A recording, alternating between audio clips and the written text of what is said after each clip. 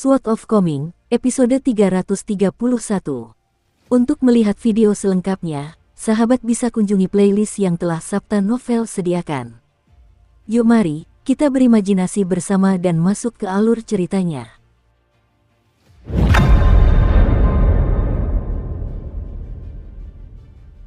Masih ada dua pihak yang saling berhadapan, namun salah satu pihak ini adalah Chen Pingan, bukan lagi pasukan berkuda dari klan Yao. Pendekar pedang itu berkata dengan tenang, tidak perlu terburu-buru. Mendengar itu, bawahannya menjadi tenang dan menyeret kakinya di tanah berlumpur karena bosan. Pendekar pedang paruh baya itu mengenakan pakaian putih kasar, dan perbedaan kekuatan antara dirinya dan pasukan berkuda klan Yao sangat besar sehingga tidak ada setetes darah pun di pakaiannya. Dia cukup tampan, namun matanya yang sipit dan bibirnya yang tipis membuatnya memancarkan aura sedikit keras. Dia tidak memiliki pedang biasa, hanya pedang terbang yang panjangnya sama dengan kebanyakan pedang biasa. Ketika pedang terbang ini meninggalkan titik akupunturnya untuk membunuh musuh, ia tampak seperti naga api melingkar yang tak terhentikan. Memang, pedang dan tombak pasukan berkuda klan Yao sama sekali tidak mampu menghentikan pedang terbang ini, langsung hancur berkeping-keping begitu bersentuhan dengannya. Bawahan kultivator pedang itu adalah seorang seniman bela diri murni bertubuh besar yang mengenakan baju zirah pembawa embun ilahi. Orang-orang di pegunungan biasanya menyebut jenis baju zirah ini sebagai baju zirah embun. Chen Pingan sudah tidak asing lagi dengan pelet pelindung militer seperti ini, karena pernah mendapatkan pelet pelindung dari guru kekaisaran bangsa Elem kuno. Setelah itu, ia membeli armor embun kelas sangat tinggi namun rusak dari gunung stalaktit, yang kemudian dibantu Lutai untuk diperbaiki. Namun, ia tidak pernah memiliki kesempatan untuk memakainya, karena jubah daunnya, anggur manis emas, bahkan lebih berharga daripada armor embun kelas tinggi tersebut. Kedua kultivator itu bekerja sama dengan terampil, dengan kultivator bela diri murni melindungi kultivator pedang sementara yang terakhir mengendalikan pedang terbangnya untuk membunuh musuh. Ini mencegah kultivator pedang diserang oleh pasukan kavaleri yang menyelinap melalui celah dan berhasil menyerbu. Pada saat yang sama, kultivator bela diri murni juga dapat menangkis panah dan anak panah yang ditembakkan ke arah mereka. Beberapa rentetan anak panah melesat dari sudut yang canggung, namun ahli bela diri sejati itu dengan mudah mengubah posisi dan menangkisnya dengan tubuhnya. Pada akhirnya, hanya beberapa percikan api yang menyambar armor embun seputih salju. Konsumsi energi spiritual armor embun yang sangat kecil ini kemungkinan besar bahkan tidak akan menghabiskan satu koin salju pun. Di sisi lain, para kavaleri sering kehilangan prajurit lain setelah melancarkan serangan seperti itu. Para kultivator pengembara di pegunungan dan rawa-rawa sangat gemar mencari kekayaan dari situasi berbahaya. Jika mereka menemukan peluang yang ditakdirkan, mereka akan segera mengembangkan keberanian untuk menyerbu dan mengambil risiko. Dengan demikian, orang pasti akan melihat para kultivator pengembara berbondong-bondong datang jika pondok jerami milik guru spiritual kuno ditemukan, jika alam mistis yang terbentuk dari reruntuhan tanah suci ditemukan, dan sebagainya. Para kultivator pengembara ini kemudian akan saling menghancurkan kepala saat mereka memperebutkan alat-alat spiritual dan alat-alat keabadian yang berharga itu. Namun, apa tujuan dari semua ini? Sesungguhnya, ini hanyalah untuk merasakan sensasi dan kesenangan menindas orang lain dan menghancurkan mereka di bawah kaki. Setelah memperoleh artefak-artefak ampuh ini, seseorang dapat menggunakannya untuk membunuh orang lain secara sembarangan, atau menggunakannya untuk menjadi hampir tak terkalahkan terhadap segala jenis serangan. Mereka dapat menanamkan rasa putus asa yang mendalam pada lawan-lawan mereka. Pendekar pedang itu dengan santai berjalan-jalan di medan perang sementara pedang terbangnya menebas udara dalam radius 300 meter, meninggalkan pancaran cahaya pedang yang cemerlang dan menyebabkan kilatan merah terang menyembur di langit serta meninggalkan bayangan yang sangat mengerikan. Seniman bela diri murni itu mengikuti kultivator pedang paruh baya itu seperti bayangan, menjaganya dengan ketat dari segala sisi. Pendekar pedang paruh baya itu, seperti pedang terbangnya, tampak sangat lincah dan bersih saat bergerak. Dia tidak membuang energinya untuk gerakan yang tidak perlu. Namun, sang ahli bela diri bertubuh besar itu justru sebaliknya. Ia memang orang yang kejam dan kasar sejak awal, namun ia tidak mampu melepaskan amarahnya dan menyerang pasukan berkuda itu saat ini. Ia merasa benar-benar terkekang, tidak mampu bertarung sepuas hatinya. Oleh karena itu, setiap kali ia menemukan seorang prajurit yang terluka parah dan jatuh dari kudanya, ia akan dengan kejam menginjak kepala mereka dengan kakinya tanpa mempedulikan apakah mereka hidup atau mati.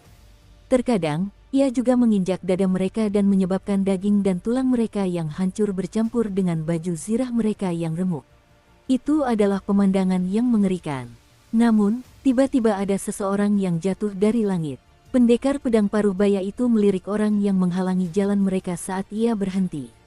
Ia tersenyum dan bertanya dalam dialek resmi benua itu, "Apakah Anda tetua tamu baru dari klan Liu Kekaisaran Kuan Agung?"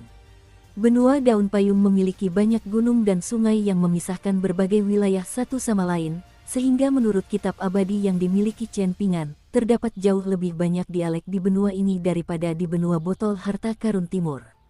Akibatnya, seringkali orang-orang di berbagai wilayah berbicara dengan dialek yang berbeda dan menganut adat istiadat yang berbeda.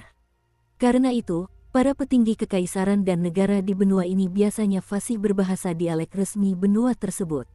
Hal ini terutama berlaku untuk para pejabat dari Kementerian Upacara.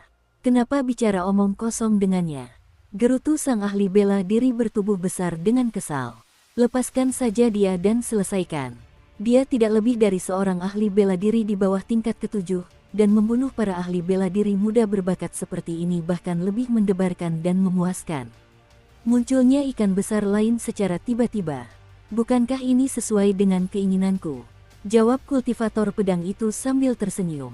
Meskipun pendekar pedang itu berhenti untuk berinteraksi dengan Chen Pingan, pedang terbangnya yang mematikan masih melayang di atas para kavaleri dari klan Yao yang melarikan diri. Terlepas dari permulaannya, ketika dia bergabung dengan ahli bela diri murni untuk membunuh kultivator yang menyertai pasukan berkuda klan Yao, pertempuran yang sangat berbahaya, kultivator pedang itu hanya mengendalikan pedang terbangnya untuk menghabisi barisan luar pasukan kavaleri terlebih dahulu, terutama mereka yang mencoba melepaskan diri dan melarikan diri. Itulah aturan permainannya. Pria tua yang dilindungi oleh para kavaleri itu mengenakan baju zirah yang sama dengan orang lain. Ini kemungkinan besar adalah baju zirah ringan standar untuk pasukan perbatasan Kekaisaran Kuan Agung. Saat ini ia memegangi perutnya, dan darah terus merembes keluar dari sela-sela jarinya. Meskipun kondisinya menyedihkan, ekspresi lelaki tua itu tetap tenang dan rileks sepanjang waktu. Dia sama sekali tidak tampak kalah atau takut. Banyak prajurit elitnya telah tewas atau menderita luka parah saat mencoba melindunginya, dan para pemuda yang gugur itu tidak akan lagi memiliki kesempatan untuk pulang dengan penuh kejayaan. Bahkan, mereka tidak gugur dengan gagah berani dan heroik saat bertempur melawan negara musuh di perbatasan. Sebaliknya, mereka telah menjadi korban pertempuran kotor dan menjijikkan antara lawan politik. Ada rasa bersalah dan kesedihan di kedalaman mata lelaki tua itu, namun dia tidak membiarkan emosi itu terlihat di wajahnya. Setelah bertempur di atas kuda selama puluhan tahun, dia sudah tidak asing lagi dengan kematian dan perpisahan yang tragis. Lagi pula, mereka yang berbelas kasih tidak bisa memimpin pasukan. Oleh karena itu, jenderal tua yang memegang kekuasaan tertinggi di perbatasan selatan negara ini sangat tenang dan terkendali pada saat ini. 100 lebih prajurit kavaleri yang selamat terus menjaga jenderal tua itu dengan nyawa mereka. Mereka tidak mundur karena takut meskipun kedua pembunuh itu sangat kuat. Klan Yao sangat ketat dan disiplin dalam hal melatih pasukan. Sebagai contoh, keturunan klan Yao diharapkan mahir menunggang kuda dan memanah sejak muda, terlepas dari apakah mereka keturunan sah atau tidak sah. Setelah berusia 15 tahun, mereka kemudian diharuskan bergabung dengan tentara dan memulai dari pangkat terendah sebagai prajurit pengintai. Karena aturan klan ini, tak terhitung banyaknya pemuda dari klan Yao yang telah meninggal di perbatasan negara. Bahkan, situasinya begitu parah sehingga klan Yao terkenal di beberapa negara karena banyaknya janda yang dimilikinya. Chen Pingan tidak menoleh untuk melihat pasukan berkuda, melainkan mengajukan pertanyaan yang sangat aneh kepada jenderal tua itu. "Jenderal, apakah nama keluarga Anda Yao? Apakah leluhur Anda terkait dengan klan Yao yang terletak di Kekaisaran Li Agung di benua botol harta karun timur?" Pria tua itu mengerutkan alisnya dan menjawab, "Kekaisaran Li Agung. Aku belum pernah mendengarnya sebelumnya." Ia kemudian ragu sejenak sebelum melanjutkan, "Namun, leluhur klan Yao dari Kekaisaran Kuan Agung memang berasal dari benua botol berharga timur. Adapun dari mana tepatnya mereka berasal, leluhur kami sangat enggan untuk mengungkapkannya. Ketika memberi instruksi kepada seseorang untuk mencatat silsilah klan kala itu, mereka hanya menyebutkan fakta bahwa mereka berasal dari suatu tempat pembakaran naga. Mereka juga memberitahu kami sedikit tentang budaya dan adat istiadat kampung halaman mereka. Namun, mereka secara tegas melarang kami pergi ke benua botol berharga timur untuk mencari akar leluhur kami. Jenderal, apakah leluhur Anda pernah menyebutkan nama gang atau pohon willow menjulang tinggi yang rimbun dengan dedaunan? Tanya Chen Pingan. Meskipun lelaki tua itu sangat ingin mengangguk, karena mungkin hal itu akan memungkinkannya untuk lebih dekat dengan orang asing ini dan dengan demikian mendapatkan sedikit kesempatan untuk tetap hidup, sifatnya yang jujur dan lurus hati membuatnya tidak dapat terlibat dalam tindakan yang tidak jujur. Terlebih lagi, ini berkaitan dengan garis keturunannya, jadi bagaimana mungkin dia, seorang keturunan, dengan ceroboh berbohong tentang hal itu? Suara lelaki tua itu terdengar serius saat menjawab, mereka tidak pernah menyebutkan gang manapun, juga tidak menyebutkan pohon willow manapun. Mereka hanya menyatakan bahwa pohon akasia di kampung halaman mereka cukup harum. Ini adalah pohon akasia yang telah dipelihara dari generasi ke generasi.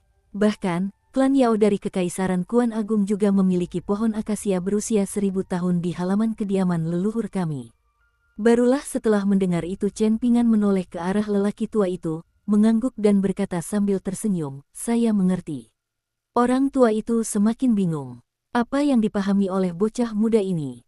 Kultivator pedang itu tampaknya juga menunggu hasilnya, matanya terus melirik ke sana kemari sepanjang waktu. Tampaknya mendapatkan hasil yang diinginkannya, dia bertanya dengan suara geli, "Apakah kalian berdua sudah selesai berbincang-bincang? Jika sudah selesai, mari kita langsung ke pokok bahasan."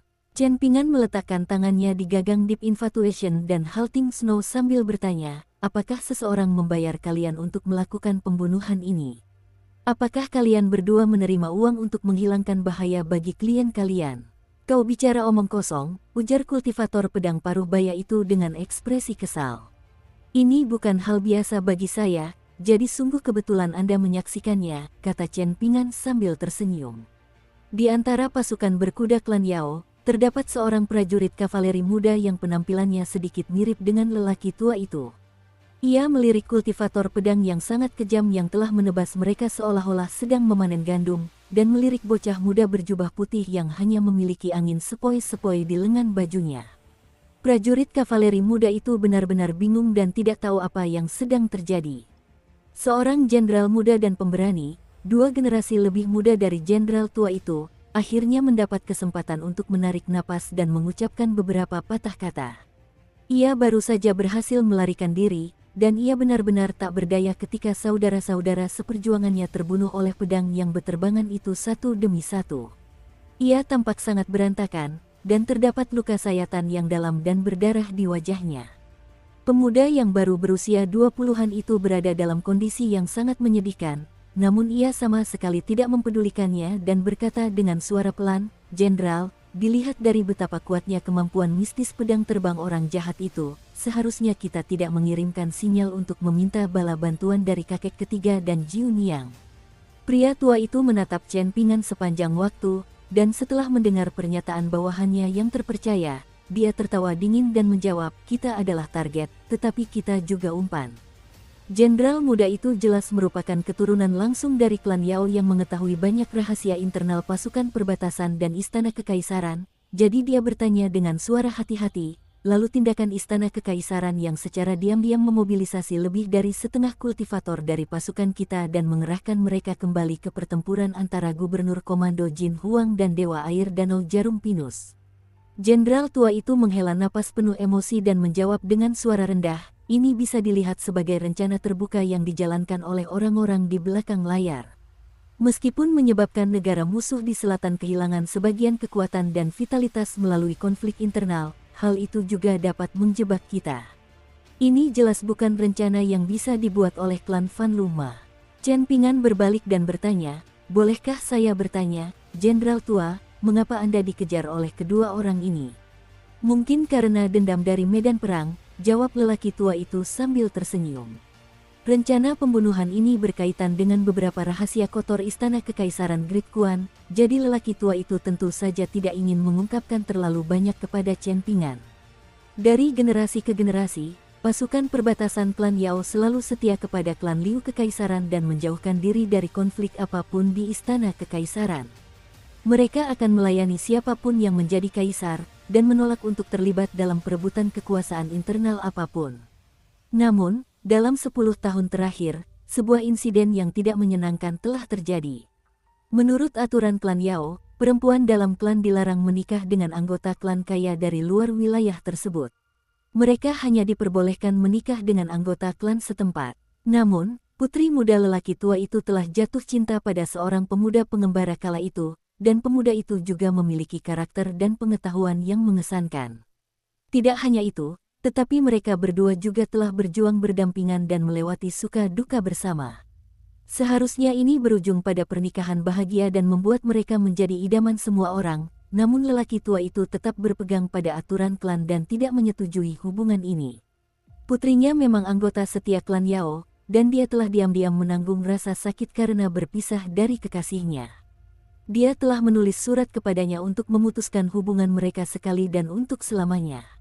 Namun, di luar dugaan, pemuda dari klan terkemuka di Kekaisaran Kuan Raya, putra sulung Kepala Menteri Kementerian Personalia, telah kembali melakukan perjalanan ke perbatasan, menantang salju lebat dan berlutut di luar aula leluhur klan Yao selama sehari semalam penuh. Semua orang di klan Yao tersentuh oleh ketulusannya. Pada akhirnya, tanpa alasan lagi untuk memisahkan kedua kekasih itu, lelaki tua itu akhirnya menyetujui pernikahan antara putrinya dan pemuda tersebut. Namun, tidak seorang pun anggota klan Yao dari generasi lelaki tua itu yang datang ke ibu kota untuk menghadiri pernikahan tersebut. Setelah itu, putrinya pun tidak pernah kembali ke rumah untuk berkunjung. Terlebih lagi, tidak ada satupun surat yang dikirim antara lelaki tua itu dan ayah mertua putrinya, kepala menteri yang berpengaruh dan berkuasa yang mengendalikan promosi dan penurunan pangkat para pejabat. Meskipun klan Yao sudah begitu dingin dan tidak masuk akal, mereka tetap tidak mampu menghapus fakta bahwa nama keluarga wanita itu adalah Yao. Mereka hanya melanggar aturan klan sekali saja, namun 10 tahun kemudian, mereka kini menghadapi bahaya tersembunyi yang sangat besar yang mengancam untuk menghancurkan seluruh klan Yao. Tanda-tanda masalah pertama muncul tahun lalu, ketika klan Fan Luma, musuh bebuyutan Kepala Menteri Kementerian Personalia, secara diam-diam memerintahkan sensor kekaisaran untuk memakzulkan Kepala Menteri. Kaisar yang murka menegur Kepala Menteri dengan keras, membuatnya sangat ketakutan sehingga ia segera menulis surat pengunduran diri setelah kembali ke rumah. Pilihan kata-katanya melukiskan gambaran tragis, yang berbunyi, tubuhku lemah dan tua, aku lebih rendah daripada anak kecil sekalipun dalam keadaan seperti ini. Aku hanya memiliki 2 atau 3 gigi yang tersisa, dan aku semakin menjauh dari gagasan tentang kesegaran dan keabadian setiap hari. Oleh karena itu, Kepala Menteri diminta untuk mengundurkan diri. Namun, Kaisar menolak pengunduran dirinya, dan pada akhirnya, reputasi menteri utama itu merosot ke titik terendah yang mengejutkan. Pertarungan yang mengakar kuat antara lawan politik ini hanyalah satu aspek dari permasalahan, dan aspek yang benar-benar meresahkan adalah keterlibatan para pangeran Kekaisaran Kuan Agung. Banyak orang luar yang tidak mengikuti aturan telah tiba di ibu kota, dan mereka bahkan telah diberi posisi penting di Istana Kekaisaran, yang memungkinkan mereka untuk memperkeruh keadaan. Yang menarik adalah ketiga pangeran kekaisaran itu adalah individu-individu yang sangat luar biasa, masing-masing terampil di bidangnya sendiri. Bahkan, masing-masing dari mereka cukup mengesankan untuk dianugerahi gelar putra mahkota di generasi-generasi sebelumnya dari Kekaisaran Kuan Raya. Dukung terus channel YouTube Sabta Novel. Para pejabat di ibu kota naik dan turun jabatan, sementara para jenderal di kota-kota perbatasan berbaris ke timur dan barat. Ada begitu banyak hal yang terjadi di Istana Kekaisaran. Situasinya begitu genting sehingga bahkan pasukan perbatasan klan Yao pun tidak mampu melepaskan diri dari perebutan kekuasaan antar pejabat ini. Ini merupakan cerminan jelas betapa berbahayanya arus bawah yang bergejolak di Istana Kekaisaran Kuan Agung. Hanya butuh sekejap bagi seorang kultivator pedang untuk membunuh musuhnya. Pedang terbang terikat yang melayang di dekat lingkaran luar pasukan berkuda tiba-tiba melesat melewati para kavaleri. Untungnya, Kultivator pedang itu mencari kecepatan ekstrim daripada daya hancur, jadi dia memilih jalur terpendek yang tidak memiliki rintangan. Jika tidak, pedang terbangnya mungkin akan menembus beberapa kepala lagi tanpa ampun. Chen Ping'an menghunus pedangnya dari sarung, menyatukan dua jarinya dan membentuk segel pedang sambil mengendalikan Deep Infatuation, pedang abadi yang telah menghabiskan kekayaan Dou Zizi. Deep Infatuation terbang mundur dan memblokir pedang terbang yang dengan ganas menusuk dari belakangnya. Hati kultivator pedang paruh baya itu mencekam. Bukan hanya tamu tak diundang muda ini seorang ahli pedang, tetapi dia bahkan mampu menahan pedang terbang terikatnya, cahaya lilin. Mungkin pedang ini adalah harta karun abadi yang tersembunyi. Jika tidak, dengan ketajaman dan kekuatan cahaya lilin, apa yang disebut senjata ilahi di dunia kultivasi sama sekali tidak akan mampu menahan satu serangan pun darinya. Namun, pedang anak muda itu sama sekali tidak rusak.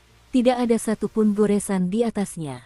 Pendekar bela diri bertubuh besar itu merasa sedikit geli melihat kesialan kultivator pedang itu, dan dia menyombongkan diri, apakah kau masih belum terburu-buru? Pendekar pedang paruh baya itu tidak marah, dan dia tersenyum tipis sambil menjawab, aku akan mengukur kekuatan orang ini dan bermain-main dengannya untuk sementara waktu. Aku memiliki kemampuan untuk melindungi diriku sendiri. Baik sekali. Seniman bela diri murni bertubuh besar yang mengenakan armor embun tersenyum jahat sambil menginjakkan kaki hingga membentuk kawah di tanah dan menyerbu maju dengan cara yang eksplosif, melayangkan pukulan ke arah bocah muda itu ketika ia tiba sekitar 15 meter jauhnya. Aura tinjunya sangat ganas, dan energi astral yang bergelombang itu setebal mangkuk besar. Chen Ping'an berdiri dengan satu tangan di belakang punggung, tangannya tersembunyi di dalam lengan bajunya. Sambil mengendalikan Deep Infatuation untuk memblokir pedang terbang kultivator pedang itu berulang kali, dia juga mengangkat tangan lainnya untuk memblokir aura tinju seniman bela diri bertubuh besar itu dengan telapak tangannya. Dia mengepalkan tangannya dengan jari-jarinya. Aura tinju sang seniman bela diri bertubuh besar itu secara mengejutkan dihancurkan oleh Chen Ping'an. Pria itu tertawa terbahak-bahak, sama sekali tidak tampak khawatir. Ini adalah serangan penjajakan sejak awal, dan dia bahkan belum menggunakan setengah dari kekuatannya. Tidak buruk, Tuan Muda. Landasan daomu cukup bagus. Mengenai seberapa bagus, dia mengeluarkan erangan pelan saat tiba-tiba meningkatkan kecepatannya dan menyerbu ke depan lagi, tiba hanya beberapa langkah dari Chen Ping'an dalam sekejap mata. Dia mengangkat lengan kanannya dan melayangkan pukulan secepat kilat, pukulan yang begitu cepat sehingga seluruh bahu kanannya bersinar dengan cahaya putih salju. Terdengar suara dentuman keras. Seperti sebelumnya, Chen Ping'an menggunakan telapak tangannya untuk menangkis pukulan kuat dari seniman bela diri bertubuh besar itu. Secercah kebingungan muncul di mata sang pembunuh. Bocah muda di hadapannya tampak tenang dan tak bergerak seperti gunung. Meskipun pria itu bingung, hal itu tidak menghentikannya untuk mengangkat satu kaki dan dengan ganas menendang Chen Ping'an. Dalam pertarungan antar seniman bela diri, terutama seniman bela diri elit, seseorang tidak hanya perlu berpikir cepat, tetapi juga menyerang dan bertahan sesuai dengan instingnya. Bahkan, akan lebih baik jika insting seseorang lebih cepat daripada pikirannya. Hanya dengan demikian seseorang dapat dianggap sebagai seniman bela diri yang benar-benar terampil. Tangan yang tadinya berada di belakang punggung Chen Ping'an akhirnya terulur ke depan dan keluar dari lengan bajunya, dengan lembut menepuk lutut pendekar bela diri bertubuh besar itu. Hal ini menyebabkan pendekar bela diri bertubuh besar itu membungkuk ke depan, setelah itu Chen Ping'an menghantamkan sikunya ke dada lawannya. Seniman bela diri bertubuh besar yang mengenakan armor embun itu terhuyung mundur. Namun, tinjunya masih dipegang oleh Chen Ping'an, sehingga ia segera ditarik ke depan lagi, memungkinkan Chen Ping'an untuk melepaskan pukulan dan menghantam armor embunnya. Terdengar suara ledakan keras saat ahli bela diri bertubuh besar itu terlempar ke belakang, menghantam tanah lebih dari 30 meter jauhnya. Namun, ia hanya mengalami luka ringan berkat pelindung tubuh yang dikenakannya. Meskipun begitu, ki di dalam dirinya sedikit terguncang, dan setetes darah merembes dari sudut mulutnya. Pria itu menamparkan tanah dan melompat berdiri, meludahkan air liur dan darah di mulutnya sebelum menyeringai dan menggerutu, astaga. Apakah kau seorang ahli pedang, ataukah kau seorang ahli bela diri eksternal dengan fisik yang kuat? Berdiri di belakangnya, kultivator pedang paruh baya itu tersenyum geli sambil menjawab, kau bilang para jenius bela diri tidak diperbolehkan memiliki kedua keterampilan sekaligus. Pendekar bela diri bertubuh besar itu menarik napas dalam-dalam sebelum berbalik dan melirik Wei Xian yang berdiri di puncak bukit. Ia tidak lagi merasa rileks seperti sebelumnya, dan berkata kepada kultivator pedang itu, anak muda ini benar-benar pantas mati. Guru, apakah Anda sudah cukup bersenang-senang? Kita benar-benar harus berhati-hati agar tidak sampai mengalami kematian yang tak terduga di tempat seperti ini. Lagi pula, anak muda ini tidak datang ke sini sendirian. Pendekar pedang itu mengangguk dan menjawab, mungkin ini adalah secercah persahabatan terakhir yang tersisa antara klan Liu Kekaisaran dari Kekaisaran Kuan Besar dan Pak Tua Yao. Karena itu, kita bisa mulai menarik jaring sekarang. Setelah itu, dia mengeluarkan siulan yang sangat melengking. Sesaat kemudian, dia berlari ke samping dan memberi isyarat dengan tangannya, menyebabkan pedang terbang yang terikat padanya terlepas dari pakar pedang muda itu. Pedang terbang yang terikat padanya berubah dari fisik menjadi ilusi dan tak berwujud, menghilang dalam sekejap saat menyatu dengan dadanya dan kembali ke titik akupuntur tempat ia dipelihara. Melihat hal itu, pendekar bela diri yang mengenakan armor embun sempat ragu sejenak, tetapi kemudian mengikuti kultivator pedang itu tanpa mengucapkan sepatah kata pun. Chen Ping'an tidak tahu mengapa kedua pembunuh itu tiba-tiba melarikan diri. Namun, dia juga tidak mencoba menghentikan mereka. Sementara itu, pasukan berkuda klan Yao semakin bingung saat mereka saling bertukar pandangan kebingungan. Jenderal tua itu berpikir sejenak sebelum turun dari kudanya dan memerintahkan prajurit kavaleri muda yang menopangnya, kirim beberapa pengintai untuk menyelidiki situasi. Yang lain bisa tinggal di sini dan beristirahat. Seolah-olah sedang menebar jaring, 5 pengintai berkuda menyebar dan berpacu ke 5 arah yang berbeda. Chen Ping'an perlahan berjalan menuju Wei Xian dan Pei Qian. Jenderal tua Yao ingin mengatakan sesuatu, namun ia ragu-ragu. Pada akhirnya, ia tetap diam dan tidak mengungkapkan pikirannya. Ia ingin mengungkapkan rasa terima kasihnya kepada anak muda itu, tetapi rasa sakit yang tajam tiba-tiba menyerang perutnya saat ia membuka mulut untuk berbicara. Ia tidak punya pilihan selain menutup mulutnya. Namun, hal ini tidak menghentikannya untuk menangkupkan tinjunya dan mengacungkannya ke arah anak muda itu. Ini bisa dianggap sebagai ucapan terima kasih tanpa kata. Bocah muda itu telah menunjukkan cukup kebajikan dan kemurahan hati dengan turun tangan dan menghalangi kedua pembunuh yang sudah hampir meraih kemenangan. Karena itu, jenderal tua itu tidak tega untuk bertindak lebih jauh dan meminta bantuan lebih banyak lagi. 7 atau 8 menit kemudian, sekelompok pasukan kavaleri lainnya dengan cepat berpacu dari kejauhan. Selain sekitar selusin anggota klan Yao yang berlumuran darah, ada juga sekitar 20 wajah baru. Mereka yang termasuk dalam kelompok terakhir adalah para ahli pemurnian Qi dengan tatapan tajam dan kulit selembut giok, atau para Grandmaster bela diri yang memancarkan aura yang luas dan kuat. Sekitar 20 orang ini berkerumun rapat saat mereka menjaga seorang pria berjubah brokat yang kulitnya seputih giok. Pria itu tampak berusia sekitar 30 tahun, dan jelas dia adalah pemimpin para elit ini. Saat mendekati jenderal tua dan pasukan berkuda klan Yao, pria itu melambaikan tangannya dan memerintahkan para elit di sekitarnya untuk minggir. Mereka segera menuruti perintahnya, dan pria itu maju sendirian, menarik kendali kudanya dan menyuruh kudanya berhenti ketika sampai di depan. Dia tertawa terbahak-bahak dan berkata, "Syukurlah, aku tidak datang terlambat, Jenderal Tua Yao." Jenderal tua itu baru saja akan berdiri dan menjawab, namun pria berjubah brokat itu sudah turun dari kudanya dan melambaikan tangannya yang memegang cambuk kuda dengan gerakan berlebihan, sambil berkata, "Jenderal Yao tua, Anda terluka, jadi tidak perlu memberi hormat." Namun, lelaki tua itu tetap bersikeras untuk berdiri dan berjalan mendekat untuk memberi hormat.